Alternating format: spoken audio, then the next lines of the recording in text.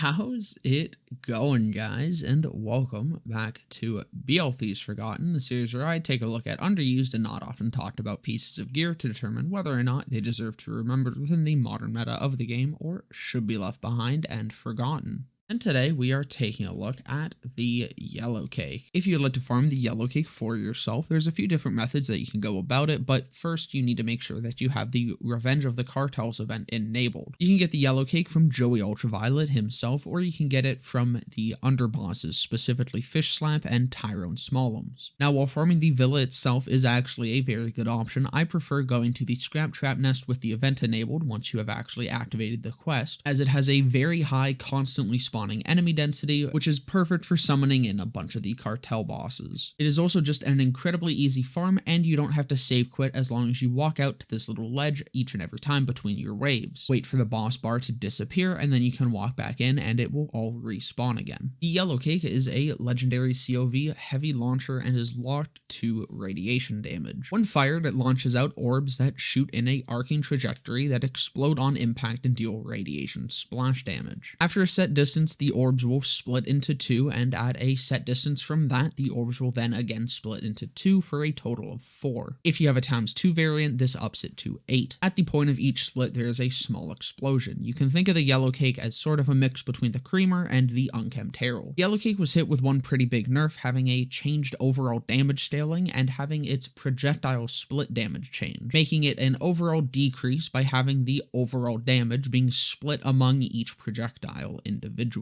Now let's talk about this nerf, because let's be honest, we've all heard of the Yellowcake. We all remember the glory days of the Yellowcake when it was the best done in the fucking game. This nerf practically killed it. It absolutely tanked its popularity, and I barely hear anyone talk about the Yellowcake anymore, and that's for good reason. There are launchers that are better than it now. However, just because there's launchers that are better than it, that does not mean that the Yellowcake is bad. The Yellowcake is still an amazing gun, and it always has been, even since this nerf. Now, it wasn't just the nerf, there was a bit more to it because of the landscape of the game at the time. Cartels dropped at the same time as Mayhem 2.0, and when Mayhem 2.0 dropped, the scaling and just balance of the game as a whole was completely fucked up. Pretty much the only viable guns were things that were added in that patch, the Cartels guns and the Mayhem 6 Plus guns. This nerf came at the time of a whole bunch of other balance changes, so not only was it this very popular gun getting a very heavy nerf, but it was also in the middle of a bunch of other balance changes to the rest of the game. Being so long since that nerf and so many more changes, the Yellowcake is definitely in a better spot since it was after that nerf. However, even after that nerf, it was still good. It was just sort of lost in the mix of a bunch of other things becoming even better. Overall, it is doing way less damage than it was, but that is in part due to it having way higher damage just so that it was able to keep up with how the game was when it released. Currently, though, it is still doing an insane amount of damage, because while its overall damage is split between the projectiles, that's just its overall damage. All of your damage boosts still apply to each projectile individually. This thing still fucking shreds on every single Vault Hunter, and while definitely less than it used to, it is still way stronger than a vast majority of options, and still a very, very strong contender within the launcher category. It works for both bossing and mobbing incredibly well, and pretty much every role of it is very functional. A ×1 variant is way better for Zane and Flak, of course, because of Plain Dirty and Two Fang, but also functions very well for any sort of Infernal Wish build. I tend to prefer a ×2 for Moze and Amara, however, it isn't necessary. You can still use a ×1 and it is still just as strong, and I think that alone is a very good indicator of a good weapon. The Yellowcake has variants that fit specific builds better than the others, but it doesn't need them. It can function on its own just as good as with a solid build surrounding it. While the Yellowcake was hit with a very heavy-handed nerf, that doesn't instantly kill a gun, and heavy nerfs are often warranted. The Yellowcake was simply brought down from being a absolutely OP